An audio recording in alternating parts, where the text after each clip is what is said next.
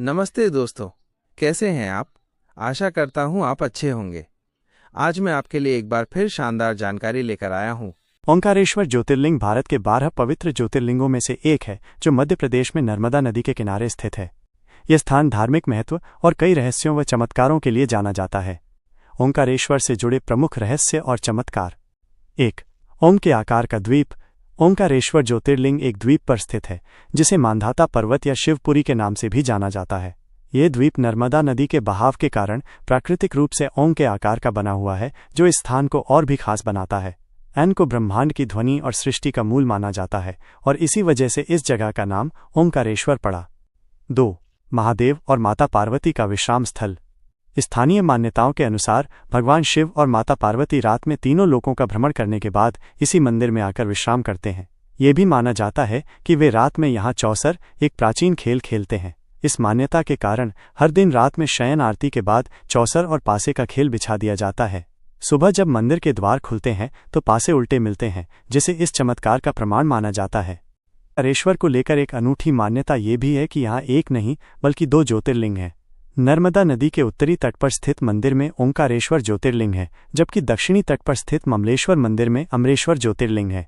शास्त्रों के अनुसार दोनों ज्योतिर्लिंगों के दर्शन के बिना ओंकारेश्वर यात्रा अधूरी मानी जाती है।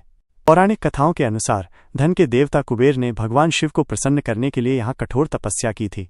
उनकी भक्ति से प्रसन्न होकर शिव ने उन्हें धनपति बना दिया। कुबेर ने यहाँ एक शिवलिंग की भी स्थापना की थी। कहा जाता है कि कुबेर के स्नान के लिए ही भगवान शिव ने अपनी जटा से कावेरी नदी को उत्पन्न किया था, जो नर्मदा से मिलती है। पाकु वंश के राजा मांधाता ने इसी स्थान पर घोर तपस्या करके भगवान शिव को प्रसन्न किया था। उनकी भक्ति से प्रसन्न होकर भगवान शिव ने ज्योतिर्लिंग के रूप में यहाँ वास किया, जिसके बाद इस पर्वत का नाम भी मांधाता पड़ गया। ओंकारेश्वर मध्य प्रदेश का एक प्रसिद्ध तीर्थ स्थल है, जहाँ भगवान शिव के 12 ज्योतिर्लिंगों में से एक स्थित है।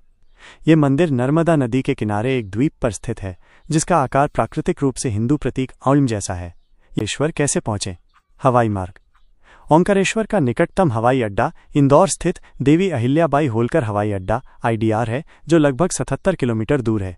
हवाई अड्डे से आप ओंकारेश्वर पहुंचने के लिए टैक्सी या बस ले सकते हैं। रेल मार्ग। निकटतम प्रमुख railway station Khandwa junction KNW है, जो ओंकारेश्वर से लगभग 72 किलोमीटर दूर स्थित है। यह एक्सप्रेस और सुपरफास्ट ट्रेनों द्वारा भारत के प्रमुख शहरों से अच्छी तरह जुड़ा हुआ है।